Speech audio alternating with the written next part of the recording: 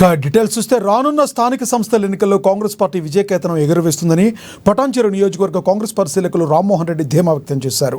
ప్రభుత్వం చేపట్టిన సంక్షేమ పథకాలే పార్టీ అభ్యర్థులను గెలిపిస్తాయన్నారు.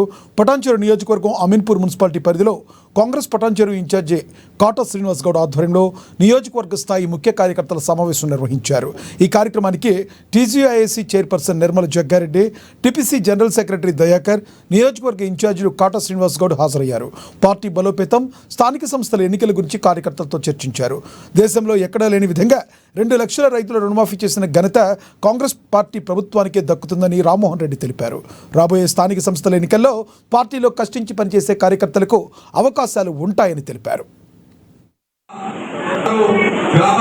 ఎన్నికల లోపల ఏ విధంగా అయితే ఇప్పుడు మేము పార్టీని సమాయత్తం చేయడానికి దరఖాస్తులు పూర్తి చేసినాము, దానికి కూడా దరఖాస్తులు తీసుకుంటాం, దానికి కూడా సర్వేలు చేపడతాం, దానికి కూడా వాళ్ళ యొక్క రాజకీయ నేపథ్యం, వాళ్ళ అక్కడ అనుభవం, వాళ్ళందరితో ఉండే కలుపుగోలుతనం, అందరితో వాళ్ళు మాట్లాడే విధానం, అందరికీ వాళ్ళకి సపోర్ట్ చేసే విధానం, ఇవన్నీ కూడా మేము పరిగణలోకి తీసుకొని ఏ అభ్యర్థి అయితే గెలిచే అవకాశాలు ఉంటాయో ఆ అభ్యర్థికి స్థానిక నాయకులందరితో కూడా చర్చించి వాళ్ళ అభిప్రాయం మేరకు అభ్యర్థులను ప్రకటిస్తాం.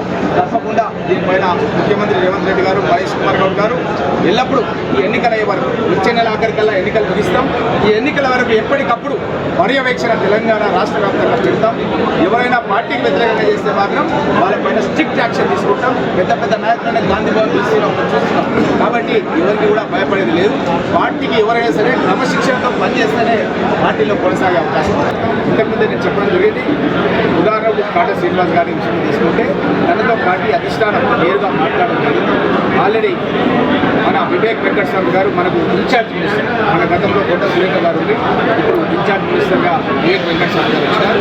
తను 2 దఫలుగా చర్చలు చేయడం జరిగింది. వారు కూడా కొన్ని ముఖ్య నాయకుల గురించి కూడా అడిగింది. ఆ ముఖ్య నాయకులు కూడా నేర్చుకోండి నన్ను అడిగింది. నేను కూడా వాళ్ళతో మీటింగ్ పెడుతున్నాను. కాబట్టి ఇవన్నీ కూడా విషయాలు క్రోడీకరించి ఆల్రెడీ కాటా శ్రీనివాస్ గారు కూడా దాంతో మొత్తం కూడా ఏకీభవించాడు.